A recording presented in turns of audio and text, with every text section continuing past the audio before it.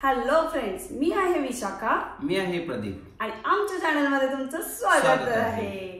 तर आजचा व्हिडिओ विशेष आहे कारण की मी प्रदीपला अॅनिव्हर्सरी गिफ्ट केलं होतं. आणि काय केलं होतं त्याची स्टोरी मी ऑलरेडी फेसबुक आणि इंस्टाग्रामच्या पोस्टला टाकली होती. तर येस, हा मोबाईल मी गिफ्ट केला होता. ही पण स्टोरी मला तुमच्या बरोबर शेअर करावीशी वाटली कारण खूप इंटरेस्टिंग स्टोरी आहे आणि त्यासाठी पूर्ण स्टोरी ऐकण्यासाठी व्हिडिओ शेवटपर्यंत बघत राहा.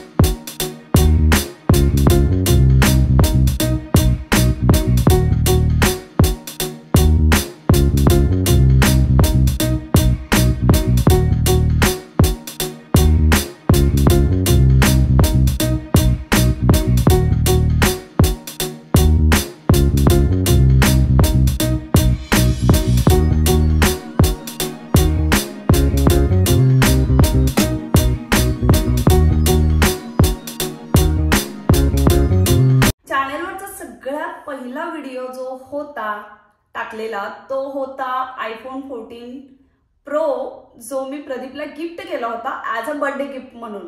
तो व्हिडिओ तुम्ही अजून बघितला नसेल तर त्याची लिंक मी डिस्क्रिप्शन बॉक्समध्ये टाकते, नक्की बघा. कारण हा सगळा स्कॅम होता का काही असं मी थोडंसं थंबनेलला टाकलेलं आहे, ते तुम्ही बघितलं असेल.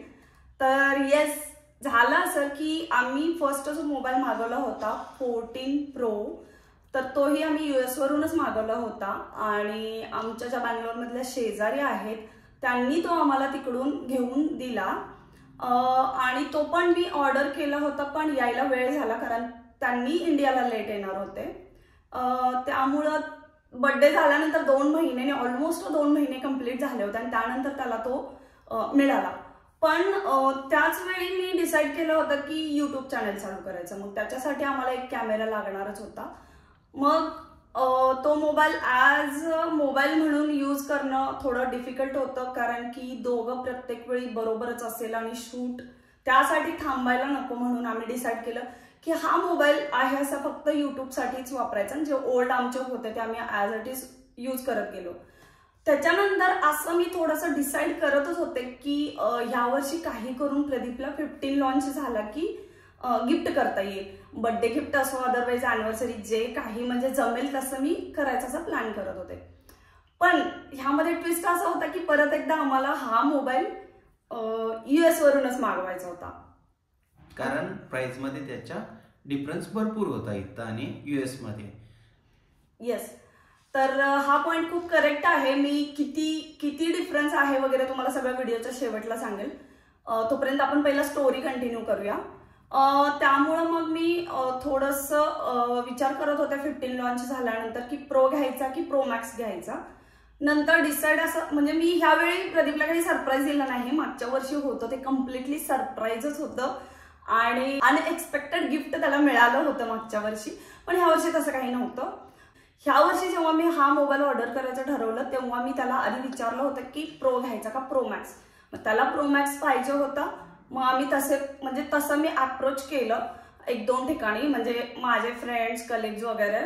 पण कोणाचे रिलेटिव्ह वगैरे कुणी येणारे असे नव्हते US मधून.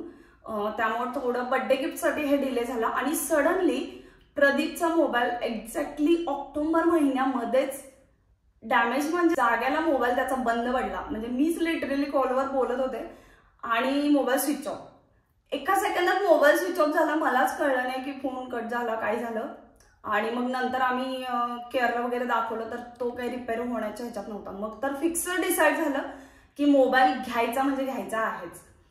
त्यानंतर मग मी माझ्या भावाच्या एका फ्रेंडला विचारलं आणि लकीली, त्याचं नाव समर्थ आहे, आणि लकीली त्यांचे रिलेटिव्ह येणार होते. मग मी त्यांच्याकडून हा मोबाईल ऑर्डर केला आणि तो मोबाईल कसा इंडियामध्ये आला, काय काय झालं, त्याच्यानंतर काय काय झालं ह्याची स्टोरी आता प्रदीप कंटिन्यू करेल. तर विशाखानं मला सांगितलं की मोबाईल ऑर्डर झालेला आहे आणि तुझा मोबाईल लवकरच येणार आहे, लवकर आपल्याला डिलिव्हरी झाल्यानंतर त्याने आपल्याला अपडेट देतील. तर आम्हाला हे माहीत झालं होतं की त्यांनी डिसेंबरच्या फर्स्ट वीकला इंडियामध्ये येणार आहेत, पण ते कुठे येणार होते हा आम्हाला काहीच आयडिया नव्हती. तर मोबाईल हा 1 तारखेला आला होता हैदराबादमध्ये. तर आमच्या दोघांचं डिस्कशन चालू झालं की हा मोबाईल घेऊन कसा यायचा इकडे. हे दोघांचं डिस्कशन झाल्यानंतर माझा फ्रेंड जो हैदराबादमध्ये वर्किंग करतोय त्याला आम्ही पिकअप करण्यासाठी सांगितलं आणि तो मग पिकअप करण्यासाठी गेला आणि मोबाईलही पिकअप झाला. आणि त्यानं मला जे फोटो पाठवले त्यानंतर आनंद काही तुम्हाला सांगताच येत नाही आहे. बरोबर. एवढा मस्त म्हणजे मोबाईल 15 Pro Max किती दिवस झालं घ्यायचा आहे. फायनली तो आला आहे आणि अजून फक्त एकच स्टेप माझ्यापासून दूर आहे. करेक्ट. आणि त्याच्यानंतर मग मी त्याला सांगितलं की तू कुरिअर कर मला, आणि त्यानं पॅकिंग पण मस्त केलं. मोबाईल सगळ्या बॉक्समध्ये रॅप करून नाव ॲड्रेस टाकून पूर्ण पॅक झाल्यानंतर तो कुरिअरच्या शॉपमध्ये गेल्यानंतर त्यांनी विचारलं की ह्यामध्ये काय आहे, तुम्हाला काय सेंड करायचं आहे बँगलोरला. तर त्यांनी सांगितलं की आयफोन आहे आणि त्याची प्राइस पण त्यांनी विचारली कोणता आयफोन आहे. मग त्याची प्राइस जास्त असल्यामुळे ते बोलले की तुम्हाला इन्शुरन्स घ्यावा लागेल याचा.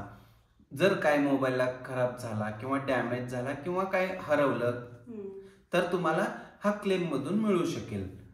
मग त्या इन्शुरन्सची प्राइस नाही, अराउंड किती इन्शुरन्स वगैरे काहीतरी सांगितले होते.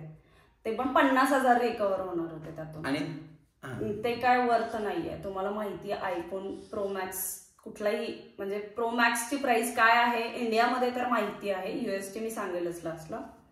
तर ते 50% सुद्धा रिएम्बर्समेंट म्हणजे काय मला वर्थ नाही वाटलं. आणि फुल इन्शुरन्स साठीच सांगतो. आणि फुल इन्शुरन्स साठी त्याच्यासाठी खूप लेंदी प्रोसिजर होती. माझ्या फ्रेंडला दुसरीकडे कुठेतरी जाऊन तिथं साईन घ्यायची होती आणि हे सगळे डॉक्युमेंटेशन कम्प्लीट करायचे होते. ज्यावेळी माझा फोनला काही खराब झाला असतं म्हणजे ज्यावेळी कुरिअर माझ्यापर्यंत मिळू असतोपर्यंत तर त्यामध्ये रिकवर होण्यासाठी हे सगळं. पण हे सगळे प्रोसिजर करण्यासाठी त्याच्याकडेही टाइम नव्हता तेवढा. मग फायनली आमचं दुपारी 1 तासात ही डिस्कशन झालं आणि खूपच शॉर्ट पिरियड मध्ये जस्ट त्यांनी कॉल केला, डिस्कशन झालं आणि लगेच पुढच्या 1 तासात तिकीट पण बुक केलं हैदराबादचं आणि त्याच संध्याकाळी हा हैदराबादला गेलाही. हैदराबादच्या बसमध्ये बसलो, गेलो तिथे फायनली. आणि सकाळी अराउंड 7:30 पर्यंत मी तिथे पोहोचलो होतो. तिथून मग त्याच्या रूमवरती कॅब केली, रूमवरती पोहोचलो. मस्तपैकी फर्स्ट गेल्या त्याने मला बॉक्सच हातात दिला, ओपन करा. मग जो बॉक्स मी बँगलोरमध्ये ओपन करणार होतो तोच मी बॉक्स तिथंच ओपन केला. आणि त्याच्यानंतर मग मी खूपच टायर्ड होतो, थोडा फ्रेश झालो मस्तपैकी आणि ब्रेकफास्ट हे केलं सगळं. माझा फ्रेंड खूपच फोर्स करत होता, आजच्या दिवस माझ्याकडे स्टे कर आणि मग जा. पण मोबाईल घेतला, त्याचंही वर्किंग होतं, दुसऱ्या दिवशी मलाही वर्किंग करायचं होतं. रिटर्नचं बुकिंग परत झालं आणि जर्नी परत रिटर्नची स्टार्ट झाली. तीही दिवसाच त्यांनी फक्त मोबाईल पिक केला आणि लगेच आफ्टरनूनला तो रिटर्न यायचं बुकिंग झालं. त्यामध्ये हैदराबादची मेट्रोनी पण प्रवास झाला, परत सेकंड बस आणि कॅब, सगळे ट्रान्सपोर्ट वापरून झाल्यासारखे झाले. तर कसा मोबाईल इथेपर्यंत पोहोचला वगैरे सगळी स्टोरी तुम्हाला आता कळालेली आहे. आता आपण मेन मुद्द्यावर येऊया की आपल्याला प्राइस वगैरे किती बसली.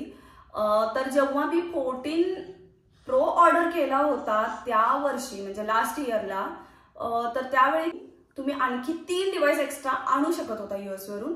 ह्या वर्षी तो रूल बदललेला होता, 2च डिव्हाइस तुम्ही कॅरी करू शकत होता. जो 14 प्रो आम्ही मागवला होता त्याची इंडियामध्ये लास्ट इयरला प्राइस होती 1,40,000, 39,999. सॉरी, मी 40 म्हणलं चुकीचं इथे, 1,39,999 एवढी किंमत त्याची लास्ट इयरला होती. आणि मला तो US वरून मिळाला 98,000ला.